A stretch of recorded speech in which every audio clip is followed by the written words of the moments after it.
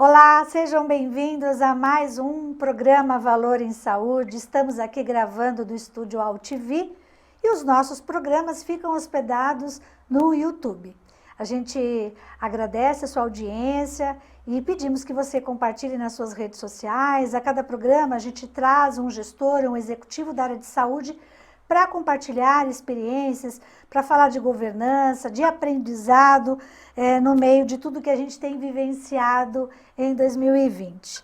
A gente tem aqui hoje a presença do Dr. Youssef Alimeri. Seja bem-vindo, Dr. Youssef.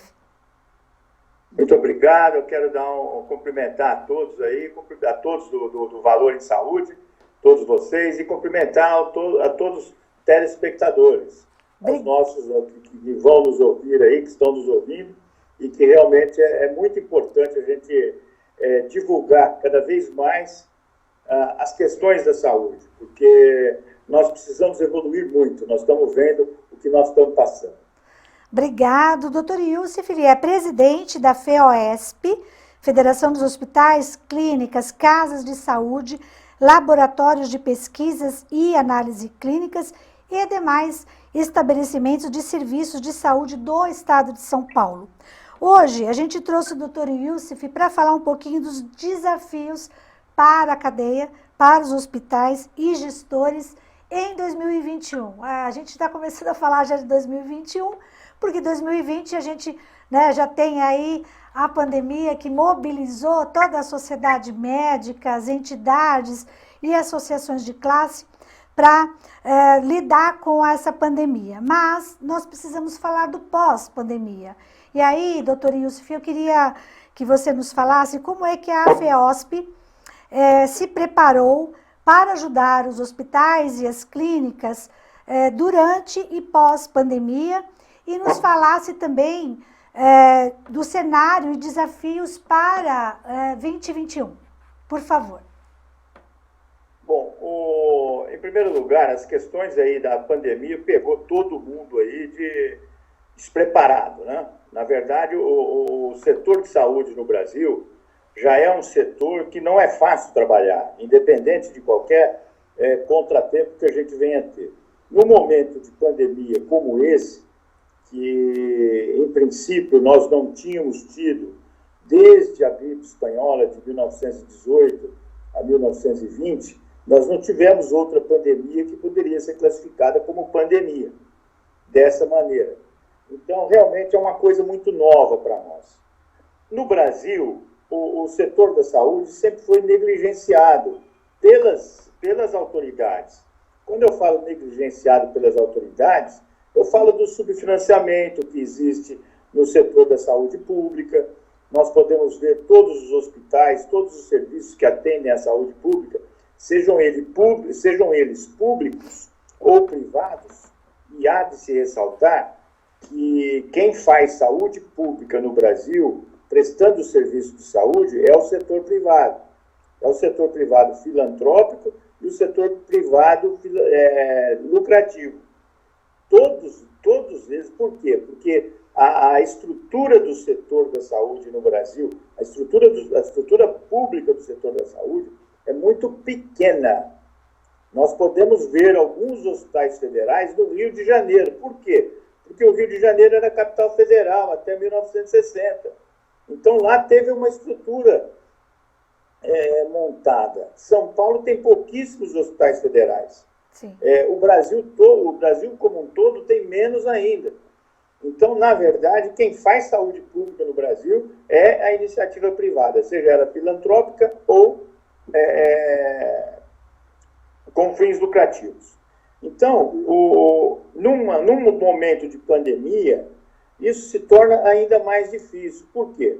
Evidentemente, o governo mostrou algum tipo de sensibilidade ao modificar o orçamento do Ministério da Saúde, não tenha dúvida, não estamos discutindo isso.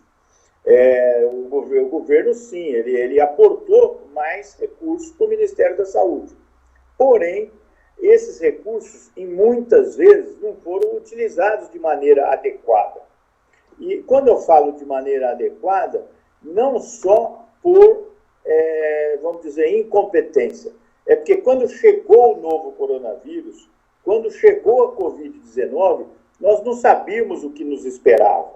Sim. É uma doença que, na verdade, precisa de UTI. A UTI é que determina o bom atendimento ou não do paciente acometido da Covid-19. Então, como nós gastamos muito dinheiro fazendo hospitais de campanha, em que apenas 10% desses leitos dos hospitais de campanha eram leitos de UTI, nós podemos classificar hoje, vendo depois, que nós, apesar de não termos dinheiro ou termos muito pouco dinheiro, nós ainda assim desperdiçamos muito. Sim. Então, esse é um momento de muita dificuldade. E uma outra situação que nós temos é a situação dos hospitais que, em princípio, não atenderam a Covid-19, pacientes com Covid-19. Esses hospitais, e nós podemos dizer que com certeza foi a maioria. Por quê? Porque, por exemplo, aqui no estado de São Paulo, nós tivemos isso muito claro. A pandemia demorou muito para chegar no interior. Ela ficou restrita à capital e região metropolitana. Nesse período, que nós podemos falar que foi março, abril, e até quase chegando lá no final de maio, aí é que nós começamos a ter os casos aumentados da Covid-19 no interior do estado de São Paulo. Então, durante esse período, nós tivemos uma dificuldade muito grande. Por quê? Porque os hospitais praticamente pararam de trabalhar. A própria ANS sugeriu, ela não obrigou, não fez nenhuma regra rígida, mas ela sugeriu que não fosse feito nenhum procedimento eletivo. Os hospitais não aguentam ficar com todo mundo parado mais de 3 meses. Então, esse é um problema, que é um desafio que nós vamos enfrentar. É uma situação que não está posta ainda. Por quê? Porque nós temos que esperar acabar a pandemia para ver o que vai sobrar, para ver como que nós vamos enfrentar essa situação que ficou para trás. Por enquanto, nós estamos aí atravessando momentos de muita dificuldade, mas eu quero crer que o pior já passou. Inclusive, eu falo em seguida, não quero me alongar muito, mas inclusive dos desafios que nós tivemos com o abastecimento de medicamentos. Sim, eu queria que você falasse sobre isso, porque a gente acompanhou algumas entrevistas aqui, inclusive hospitais da ANAP, que se reuniram para poder fazer compra de medicamento, e os medicamentos não chegavam aqui, porque os Estados Unidos bloqueou a chegada lá, não vinha para cá, e quando chegava aqui, também não chegava nos hospitais, porque tinha uma ordem do Ministério que esses medicamentos tinham que ir primeiro para o SUS. Então, eu queria que você até explicasse qual o papel da federação nesse contexto todo. Eu acredito que a federação deve ter ajudado muito os hospitais nesse contexto, que realmente foi uma dificuldade que vários enfrentaram. E ainda enfrentam. Sem dúvida. Antes que houvesse essa notícia pública, nós já havíamos notificado o Ministério da Saúde e a Anvisa para esse problema. Nós notificamos numa carta, nós temos isso registrado, dizendo que, olha, tem muitos hospitais que são ligados a nós, que estão tendo dificuldades no abastecimento. Nós vamos ter um problema ali na frente. E, evidentemente, nós desenvolvemos uma pesquisa, tanto a Federação dos Hospitais, como o sindicato, o Sindiosp, como a Associação dos Hospitais do Estado de São Paulo. Nós fizemos uma pesquisa e realmente encontramos que acima de 70% dos hospitais tiveram dificuldades no abastecimento. Felizmente, não houve um blackout, ou seja, não teve aquela parada total de fornecimento. Então, nós não chegamos no caos absoluto, mas chegamos a ficar muito preocupados, corremos atrás e, ultimamente, a Anvisa se envolveu agora com os fornecedores. E, então, na verdade, a posição da FEOESP é a posição que ela tem que ter, que é a de alertar as autoridades para o que pode vir a acontecer. Sempre que a gente consegue agir preventivamente, é melhor. Eu acredito que a gente teve uma atuação importante, afinal de contas, não chegamos naquele caos que poderíamos ter chegado se houvesse aí esse lockdown total aí de medicamentos, principalmente os medicamentos, os curarizantes, que são utilizados para a intubação dos pacientes. Yusuf, a gente percebeu que os hospitais que estavam mais bem estruturados, que trabalhavam bem a questão de gestão e governança, e que tinham um comitê de crise, conseguiram superar melhor esse momento de pandemia. E eu sei que a FEOESP faz um trabalho muito importante de educação continuada, de treinamento, de capacitação, para que todas as equipes, tanto administrativas, gerenciais e assistenciais, possam lidar com essas adversidades. Eu queria que você falasse um pouco desse papel da FEOESP, né, de educar, de treinar e capacitar hospitais no estado todo de São Paulo. Então, nós fazemos isso por intermédio do nosso instituto, que chama-se IEPAS, Instituto de Ensino e Pesquisa na Área da Saúde. E a gente tem uma grade de cursos importantes em que a gente ministra mais de 150 cursos todos os anos, tanto na capital como no interior. Nós temos diversas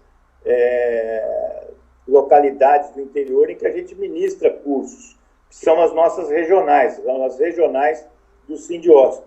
Então, isso é muito importante. Nós temos também, esse ano nós não tivemos, né, o nosso congresso de gestão, que se dá durante o hospitalar, foi agora foi efetivamente cancelado no ano 2020, vamos pular para 2021, mas evidentemente que a nossa intenção dentro da FEOESP, dentro do Sindiosp e especificamente dentro do IEPAS, é nós chegarmos a cada vez mais termos uma situação em que o pessoal que trabalha na área da saúde seja um pessoal bem formado. A verdade é que nos primórdios aí do século XX aqui no Brasil, nós poderíamos classificar o atendimento médico como sinônimo da qualidade do médico. Isso é uma coisa completamente ultrapassada. Hoje se fala em atendimento à saúde do paciente. E o atendimento à saúde do paciente é até mais do que multidisciplinar. Ela se deve, a qualidade desse atendimento, à saúde desse paciente, se deve a uma multiplicidade de fatores e que nós precisamos atuar em todos. Ou seja, a importância de todos os colaboradores da área da saúde, sejam médicos, enfermeiros, técnicos de enfermagem, fonoaudiólogos, psicólogos, fisioterapeutas, todos, assistente social, que tomam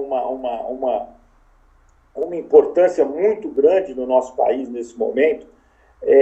Então, todos esses profissionais são dignos e são merecedores de estarem cada vez mais bem informados. Para quê? Para fazer exatamente o nosso objetivo. O nosso objetivo é cuidar bem do paciente, para que o país, como uma nação, tenha, sim, a sua população bem cuidada. E que a gente tenha aquele sonho que hoje parece inatingível, de um dia ter orgulho da nossa saúde pública. Yusuf, obrigada. A gente está chegando ao final. Eu queria que você deixasse uma mensagem aí para todos os nossos telespectadores, já agradecendo a tua participação e o brilhante trabalho que você conduz na FEOESP com toda a sua diretoria.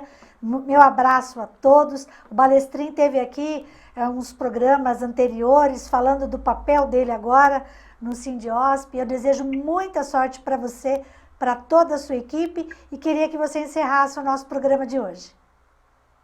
Olha, eu agradeço muito a oportunidade de estar aqui com vocês, de conversar com vocês sobre assuntos tão importantes. Mas a nossa mensagem, ela é de otimismo. A nossa mensagem é que nós vamos sair dessa pandemia mais fortes. E um exemplo claro que nós temos é o quanto que faz falta leitos de UTI.